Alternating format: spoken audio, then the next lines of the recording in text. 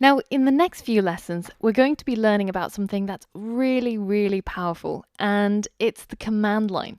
And a lot of people will tell you that you can only truly call yourself a developer if you know at least how to use the command line. Now, this depends on who you ask, but at the end of the day, it's a really, really powerful way of interacting with your computer without the need for a graphical user interface. And we're basically just issuing commands to the computer and getting it to do whatever it is that we want it to do. So in order to get started though, we're going to install the Hyper terminal. Now on a Mac, you already have a terminal application.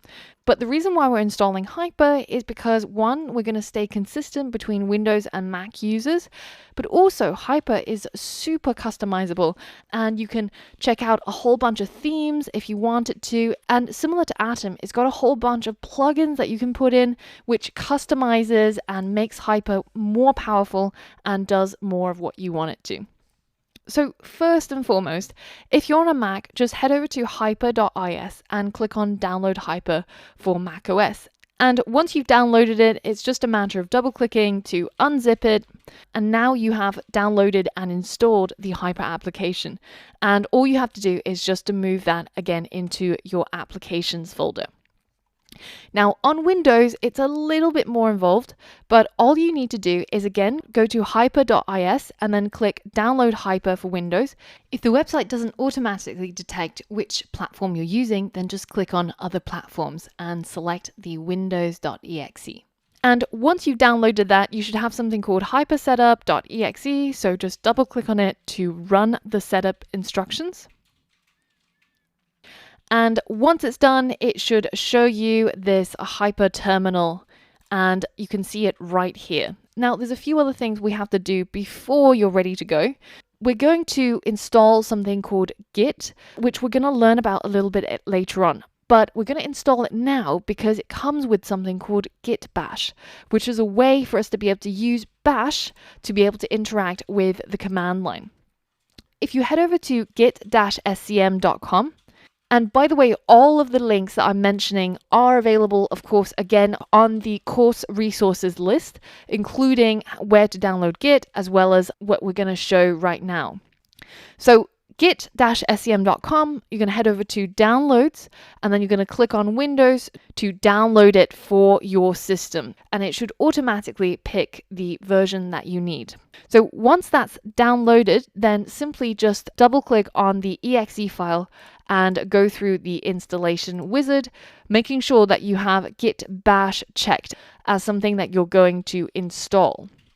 So we're going to keep all of the default options, and then we're simply going to keep clicking next until you get to a screen which allows you to install, and that will automatically install Git Bash onto your system.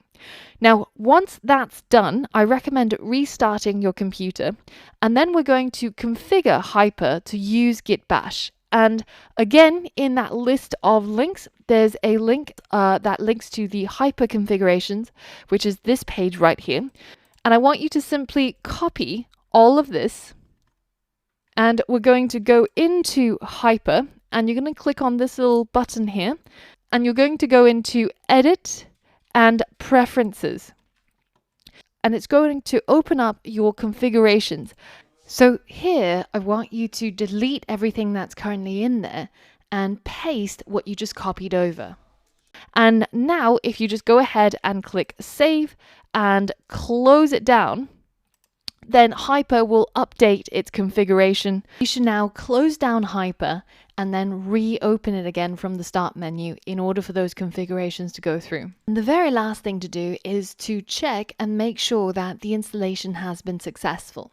So if you open up a Hyper window and you type echo space $, and then shell in all caps and hit enter, you should see /bin/bash. If that is the case, then congratulations, you're successful and you can continue on with the module.